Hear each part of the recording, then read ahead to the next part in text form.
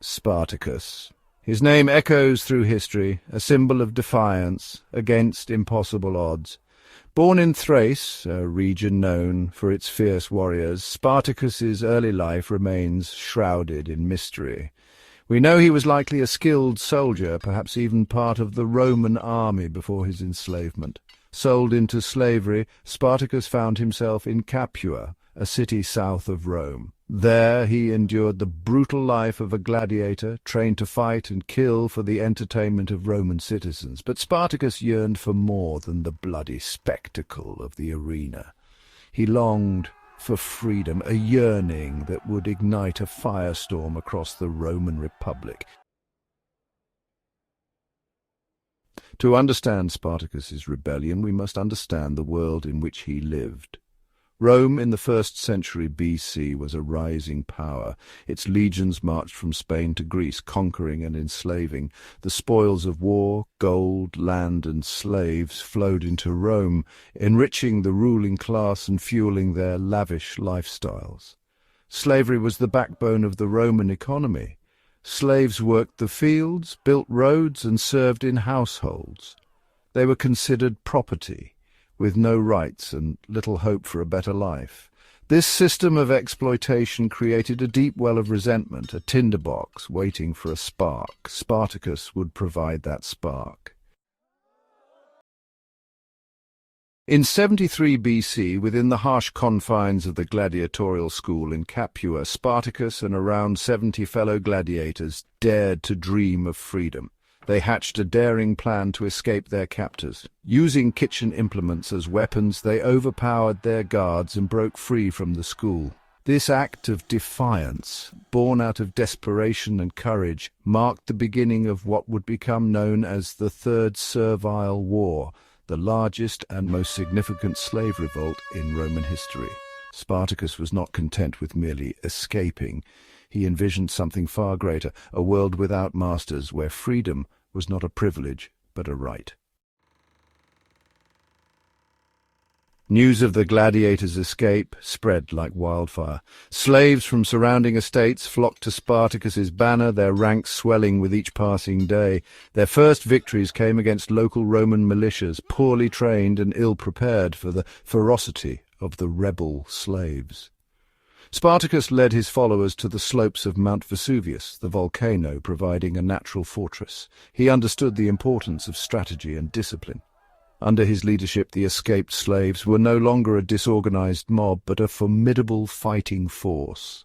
They trained, organized, and armed themselves with whatever weapons they could scavenge from defeated enemies. The Roman Senate, initially dismissive of the slave revolt, began to realize the gravity of the situation as reports of Spartacus's victories reached Rome. They dispatched 2 legions led by the praetors to crush the rebellion. However, Spartacus, employing cunning tactics and exploiting the Romans' underestimation of his forces, inflicted humiliating defeats on both legions. These victories sent shockwaves through the Roman Republic.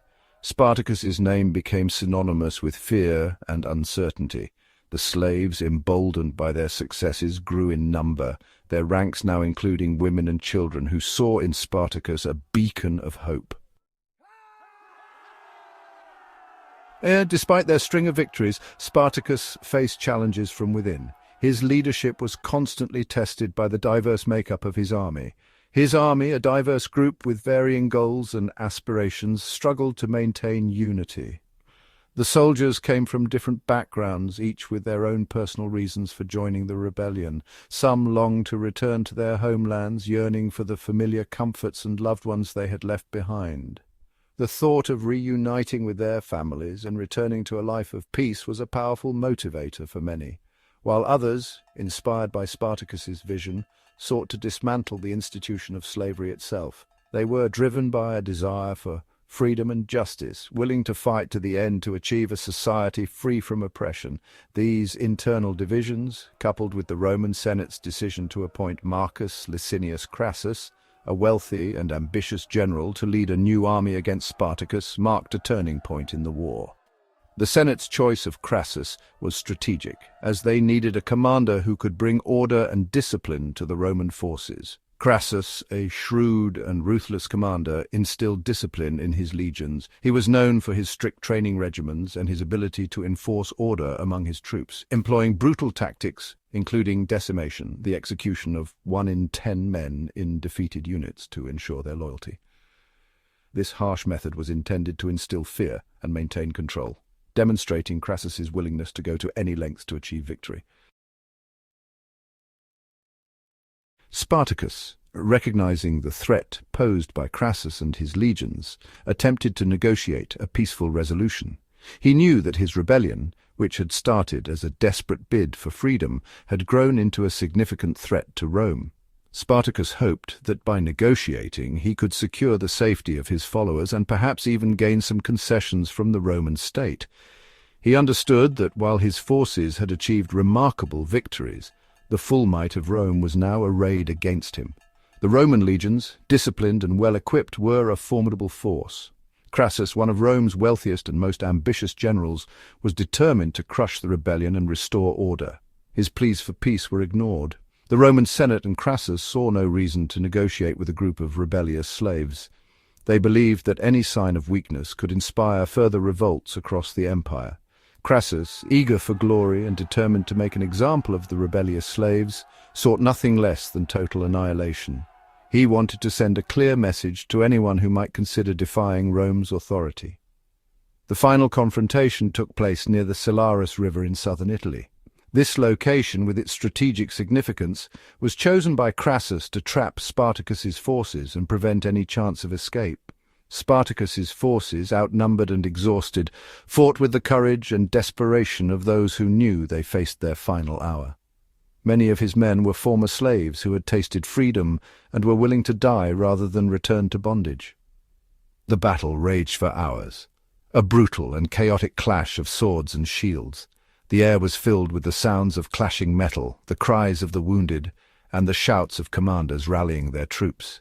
Spartacus, leading from the front, fought with legendary ferocity, hoping to break through the Roman lines and reach Crassus himself. His bravery inspired his men, but the overwhelming numbers and discipline of the Roman legions proved too much to overcome. The rebellion was ultimately crushed after a series of brutal battles that tested the might of the Roman legions. Despite their initial successes, the rebels were no match for the disciplined and well-equipped Roman forces. Spartacus, though his fate remains uncertain, likely perished on the battlefield, his body never found. His leadership and courage, however, left an indelible mark on history, inspiring countless tales of resistance and heroism. Crassus, victorious but wary of further uprisings, crucified thousands of captured slaves along the Appian Way, a chilling reminder of Rome's power and the price of defiance.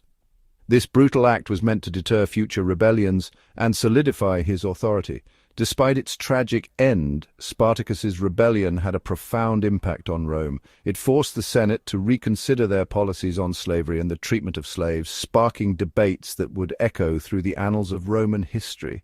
It exposed the vulnerabilities of the Roman system, highlighting the deep-seated resentment towards slavery and the willingness of the oppressed to fight for their freedom. The rebellion showcased the strength and determination of those who yearned for liberty.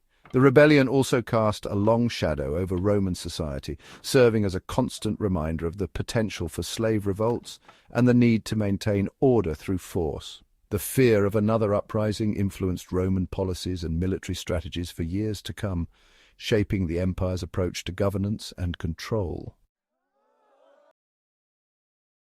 Spartacus's story continues to resonate centuries later. His struggle against oppression, his courage in the face of overwhelming odds, and his unwavering pursuit of freedom transcend time and place.